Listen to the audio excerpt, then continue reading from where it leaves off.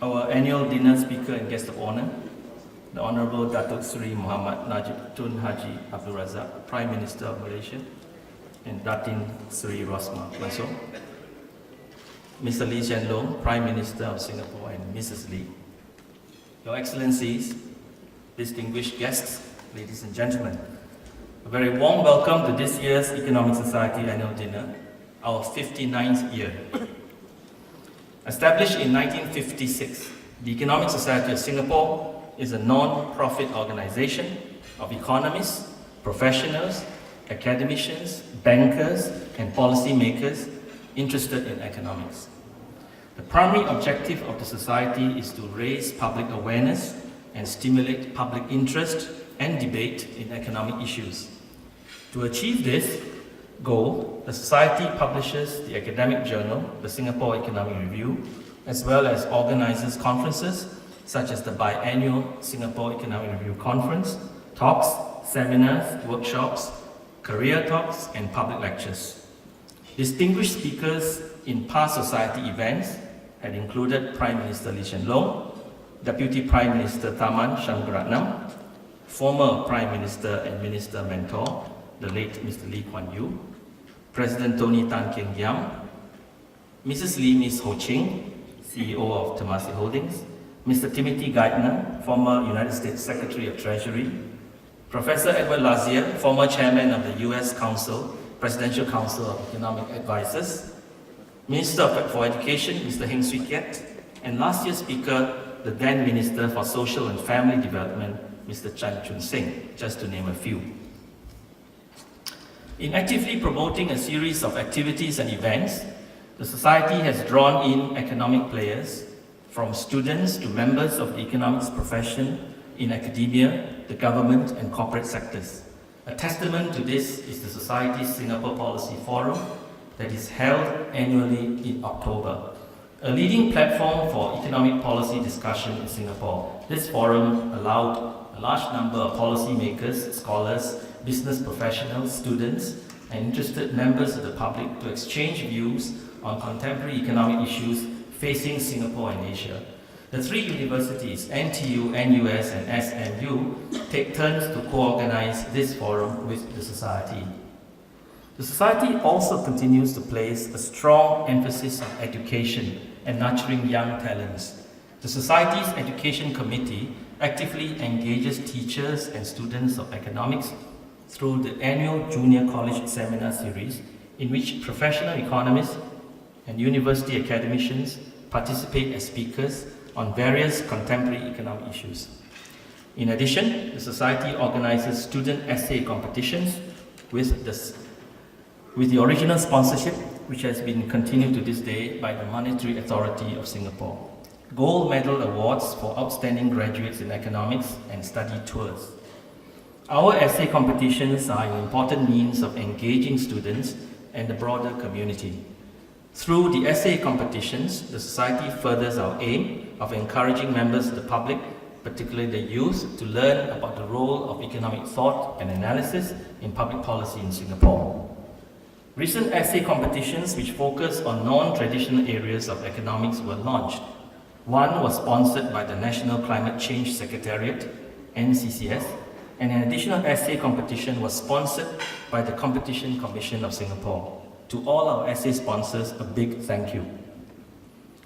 I'm pleased to inform you that the Society has recently launched the Young Professionals Career Wing, and this new initiative aims to attract young economists to participate in the Society's activities and at the same time bring in fresh and new ideas to further develop and diversify the Society's mainstream activities into relevant and contemporary issues of the young. The activities of this group include informal gatherings and social interactions among themselves with guest speakers and invitees from senior and well-known professionals in government and industry, with the occasional appearances by the distinguished academia. I welcome those of you in the audience tonight who are young professional economists, young meaning below age 35, to join us in this endeavor to create and rejuvenate a rich, established and historically old society into one that is thriving and of continued relevance to Singapore. There are many activities in the society throughout the year, and this can be found in the President's report each year. For those of you who want to know more about the society, please go to our website, and we appreciate suggestions and constructive ideas to further strengthen and enliven the society's missions and activities. Allow me now to say briefly on the Society's Economic Journal. The Singapore Economic Review, formerly the Malayan Economic Review, is a journal of the Economic Society of Singapore. It is one of the oldest and leading economic journals in Asia, and has a long history of publication on a broad range of economic and social issues, with contributions from many eminent economists. The Singapore Economic Review publishes scholarly work of contemporary interest on all fields of economic science. Apart from economic theory, economics and public policy, political economy and development, health and environmental issues, the journal places special importance on the Asian economies, and in particular on Southeast Asia, that is ASEAN, the rise of China, and the economic resurgence of India. Published 4 times a year by Singapore's World Scientific, one of the world's premier scientific publishers, with a large stable of social science journals in its fold, the journal also produces special issues focusing on topics of contemporary nature and special themes. 3 most recent special issues of the journal were on income distribution and income inequality, labor unions and the economy, and in March 2015, a special issue on the Singapore economy is published.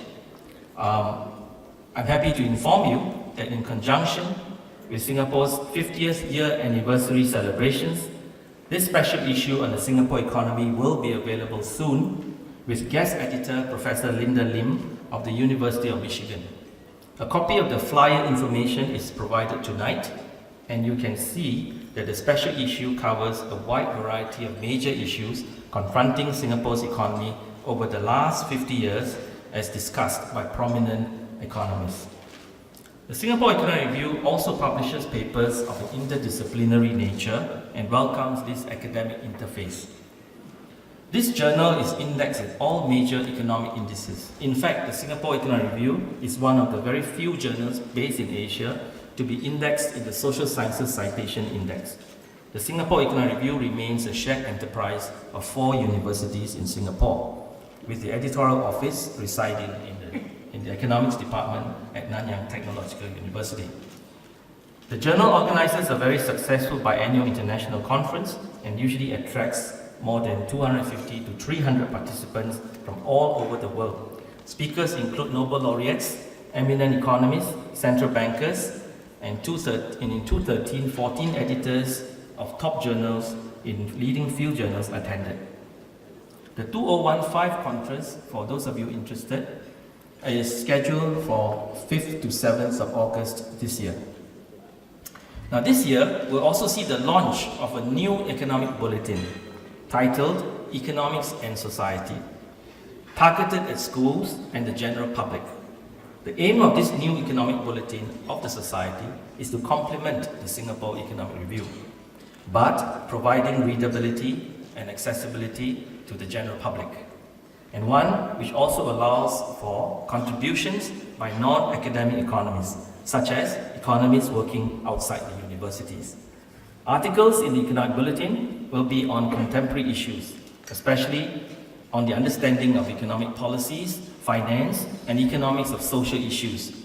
The bulletin will also include interviews with prominent economists, special sections on the understanding of economic and statistical indicators, as well as teaching pedagogies on certain economic subjects. To make economics more engaging, the publication will also make use of human-centered stories and visual arts in the discussion of socio-economic issues. Some information pertaining to this new economic bulletin can also be found in the flyers available in tonight's dinner. Now, as Singapore celebrates our 50th year of independence in 2015, we look back at our economic achievement with much pride. Per capita GDP at constant market price grew from 5,300 in 1965 to 69,600 in 2014, an increase of 12 times. The increase in absolute affluence in Singapore also translates into an increase in relative affluence of Singapore in the world. In 1965, according to available data from the World Bank, Singapore ranked 41st in the world in terms of per capita GDP. Today, we are ranked among the top 10. The past economic success of Singapore had relied on one key factor: competitiveness. Singapore is ranked among the world's most competitive economies. Due to our poor resource endowment and our very small domestic market, we need to be very competitive in order to survive. Our goods and services exports must be competitive so that they could be sold in the global marketplace. Our production structure must be competitive so that the choicest industries and companies would choose to operate in Singapore. So what had contributed to Singapore's competitiveness? Some of you would suggest factors such as law and order, property rights protection, a well-built-up infrastructure, educated labor force, or even the multitude of FTAs that have facilitated cross-border trading. I would say that the most important factor that had contributed to Singapore's competitiveness in the past is Singapore's pro-business policy.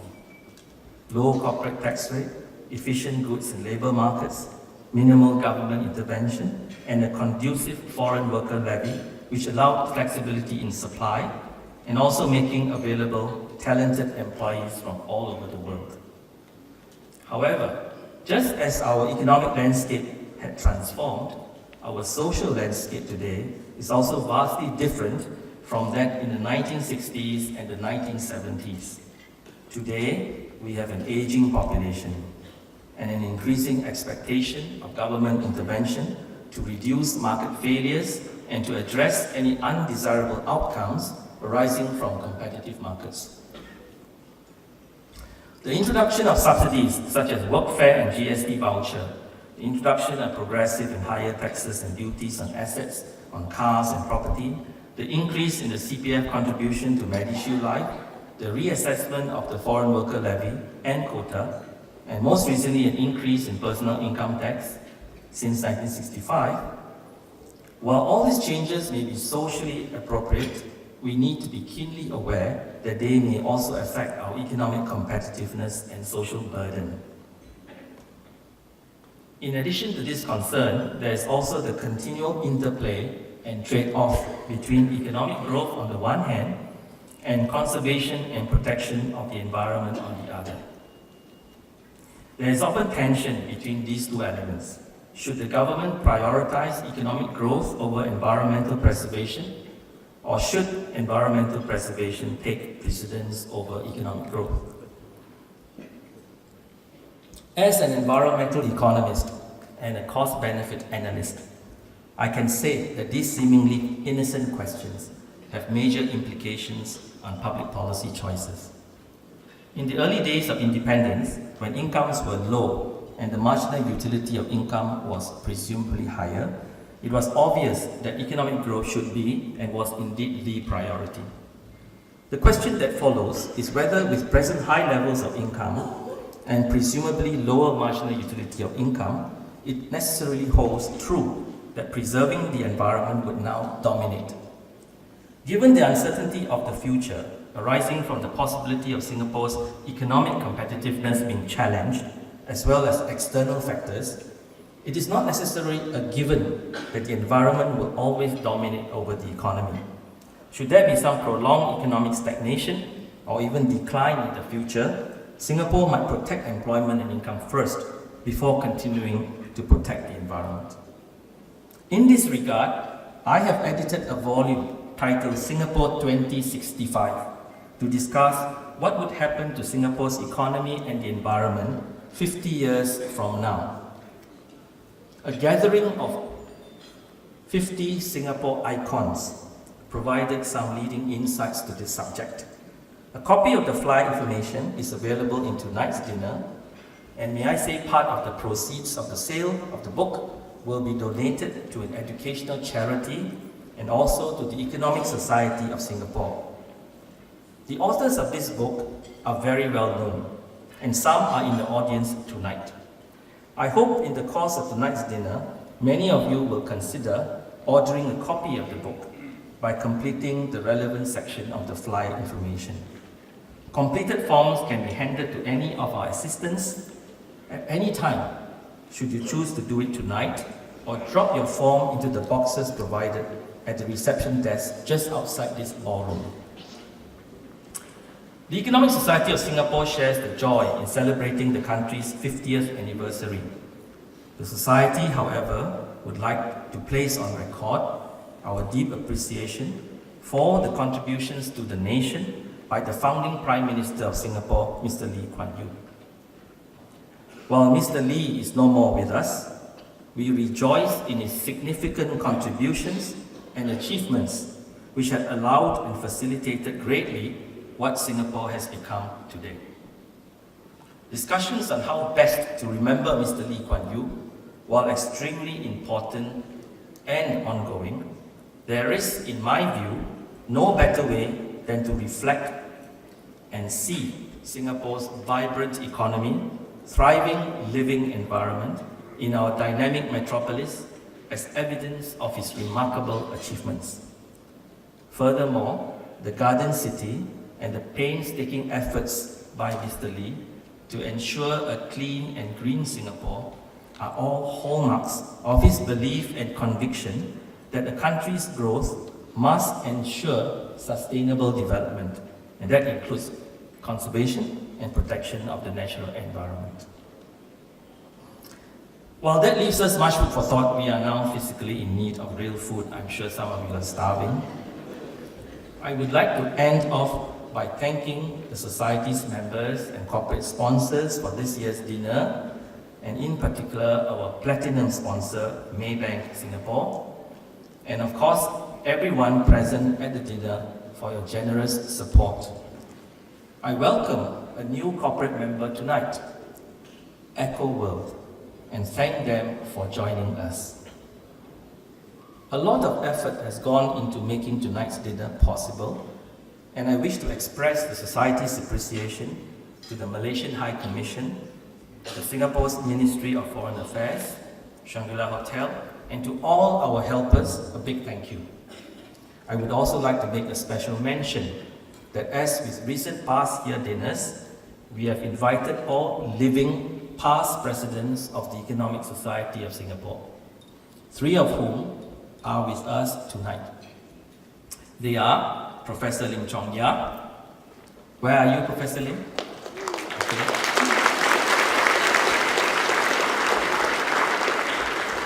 Dr. Teh Kok Peng, he's over there. And Professor Basant Kapoor. The remaining 2 living presidents, Professor Augustine Tan and Dr. Po Ho Ee, are currently away. Finally, on behalf of my fellow council members and the Society, I thank our annual dinner guest of honor and distinguished speaker, the Honorable Datuk Seri Muhammad Najib Tun Abdul Razak, Prime Minister of Malaysia, for his encouraging presence, and we look forward to hearing from him later. We also thank Prime Minister Lee for his gracious attendance. The wives of the Prime Ministers, Datin Sri Rosmah Mansor and Mrs. Lee, as well as so many of you here, distinguished guests from both Malaysia and Singapore present tonight. Collaborations between Singapore and Malaysia have generated much socio-economic benefits over the years, and there is immense potential in working even more closely together for greater benefits. The Economic Society of Singapore has, over its very long history, been a strong supporting partner in this bilateral development of socio-economic relationship in many ways, and the Society will continue to play this important role. Please enjoy your dinner and the social interactions that follow. Thank you very much for attending.